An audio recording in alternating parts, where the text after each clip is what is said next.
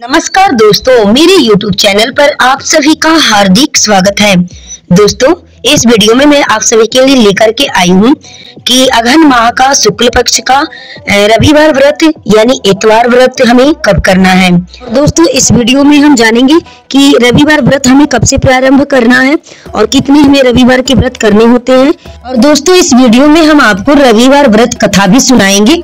आप लोग व्रत की कथा को भी जरूर सुनिएगा, क्योंकि कोई भी व्रत हम करते हैं तो कथा को सुनना अनिवार्य होता है। कथा सुनने से ही व्रत का पूरा फल हमें मिलता है।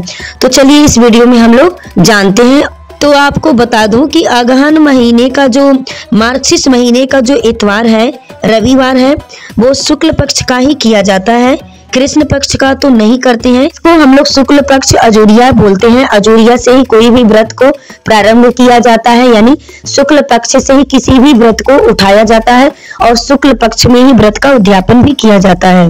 दोस्तों, अगहन माह का यानी मार्गशीर्ष माह का जो रविवार है, इतवार है, वो 8 दिसंबर को रविवार पड़ रहा है। तो आप लोग इतवार का जो व्रत जिनको उठाना है, आप लोग उठा सकते हैं। कुछ लोग छठ के बाद भी उठाते हैं और सभी जगहों पे जो है कि अलग अलग तरीके से लोग अपने घर में नियम करते हैं। लेकिन अगहन के महीने से ही रविवार के व्रत को उठाना होता है। 5 व्रत आप करिए या 7 करिए, रविवार का 5 या 7 व्रत करके उसको बैठा दिया जाता है, उद्यापन कर दिया जाता है। लेकिन ज्यादातर से लोग जो है ना कि मार्गशीर्ष महीने की शुक्ल पक्ष की इतवार यानी रविवार को ही लोग जो है कि उठाते हैं, व्रत को प्रारंभ करते हैं, शुरू करते हैं। लेकिन दोस्तों, 8 दिसंबर को रविवार पड़ रहा है, आप इतवार का व्रत जो है उस दिन कर सकती हैं। और दूसरा शुक्ल पक्ष का जो रविवार पड़ रहा है वो 15 दिसंबर को है। शुक्ल पक्ष में अगहन के महीने में 15 दिसंबर को पड़ रहा है दूसरा रविवार।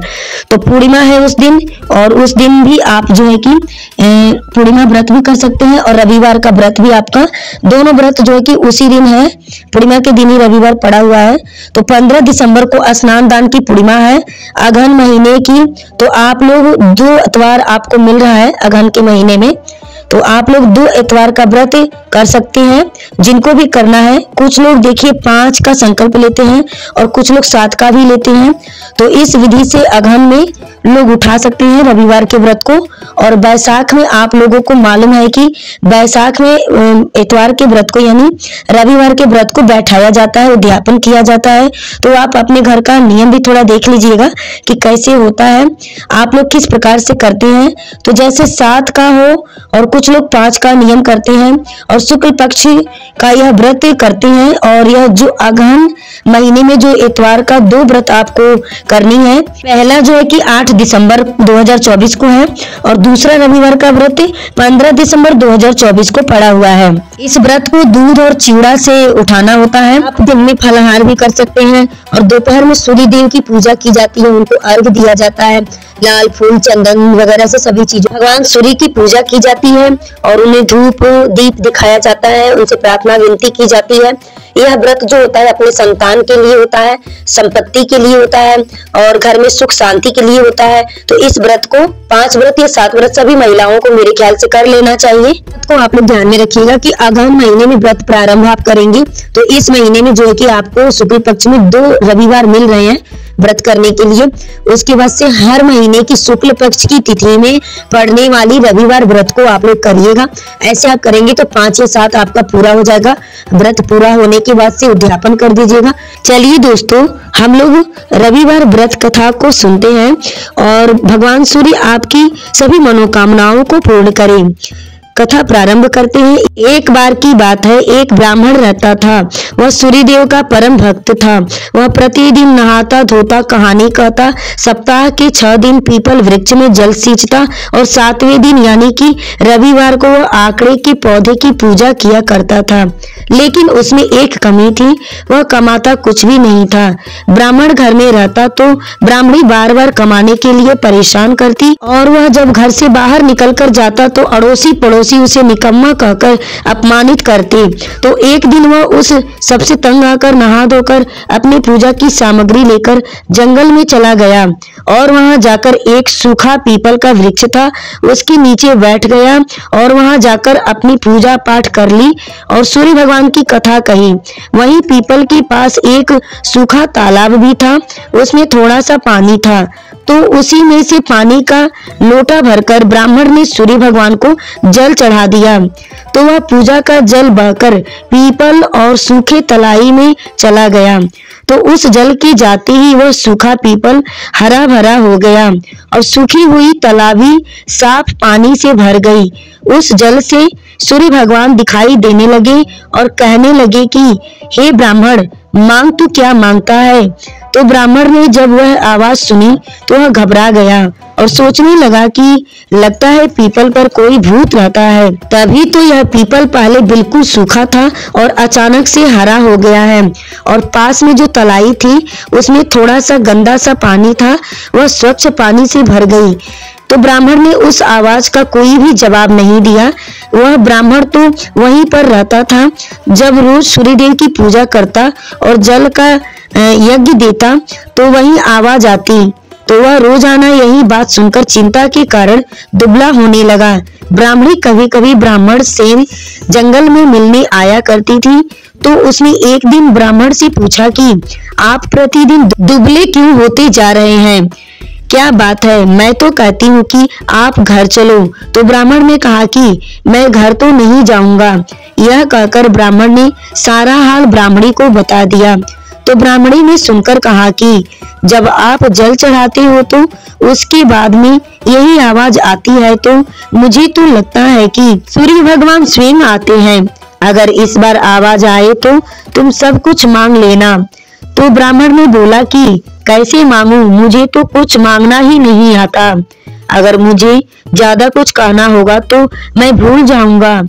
अब तुम ही मुझे कोई ऐसी तरकीब बताओ जिससे कम शब्दों में ज्यादा से ज्यादा मांग सकूं। तो ब्राह्मणी ने कहा कि तुम इस बार इस प्रकार कहना कि 9 खंडे महल के अंदर सोने के पालने में पड़ पोते की दास दासियां द्वार खिलाते हुए अपनी आंखों में देखूं।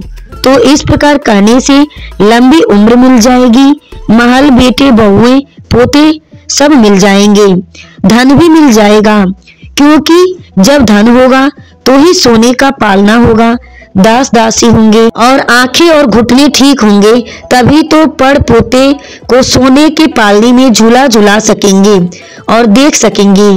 तो ब्राह्मण ने कहा ठीक है, इतना सा तो मैं बोल दूंगा।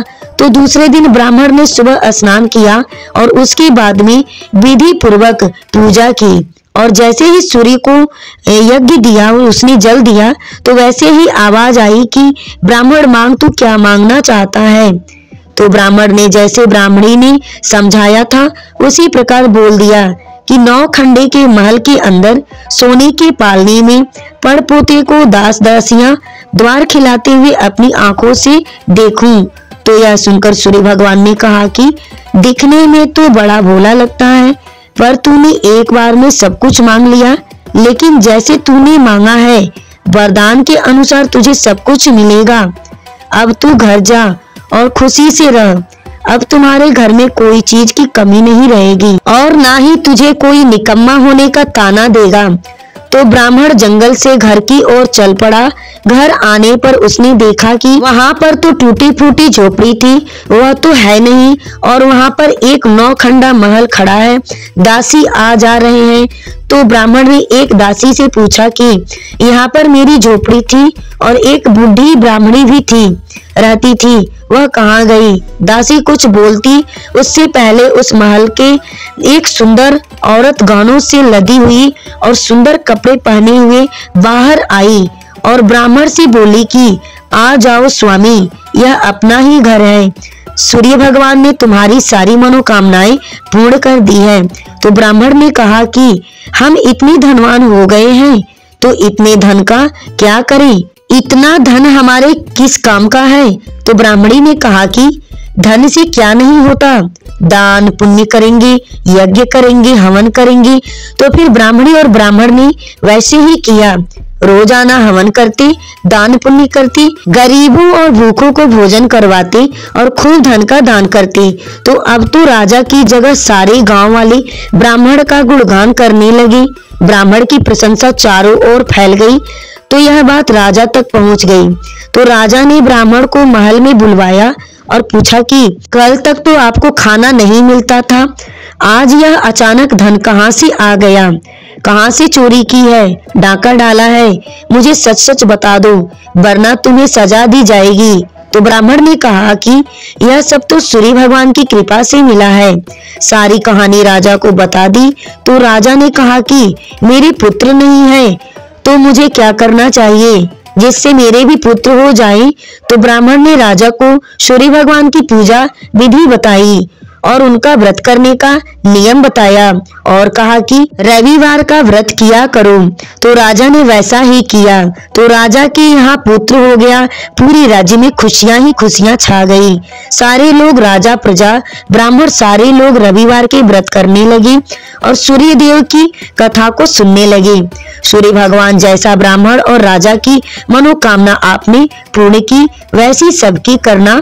कहानी कहने वाले की, कहानी सुनने वाले की, सबकी मनोकामनाएं पूर्ण करना। और उस ब्राह्मण ने कहा कि रविवार के व्रत को मार्गशीर्ष माह यानी अगहन के महीने के शुक्ल पक्ष की तिथि से प्रारंभ करके जो भी मनुष्य इस व्रत को 5 या 7 व्रत करके उद्यापन करेगा, व्रत को बैठाएगा, सूर्य देव भगवान, विष्णु भगवान उसकी सभी मनोकामनाओं को पूर्ण करेंगे। तो दोस्तों, इस कहानी को जो भी लोग सुनते हैं, कहते हैं, सुनते कहते हुंकार भरते, सूर्य देव भगवान सबकी मनोकामनाओं को पूर्ण करते हैं।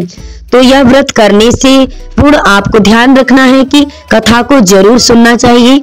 अगर दोस्तों वीडियो अच्छी लगी हो, कथा हमारी पसंद आई हो, तो आप चैनल को सब्सक्राइब कर लीजिएगा, वीडियो को लाइक करिएगा, कमेंट्स बॉक्स में जय सूर्यदेव भगवान, ओम सूर्याय नमः जरूर लिखिएगा। बोलिए सूर्यदेव भगवान की जय, बोलिए सूर्यदेव भगवान की जय। Thanks for watching.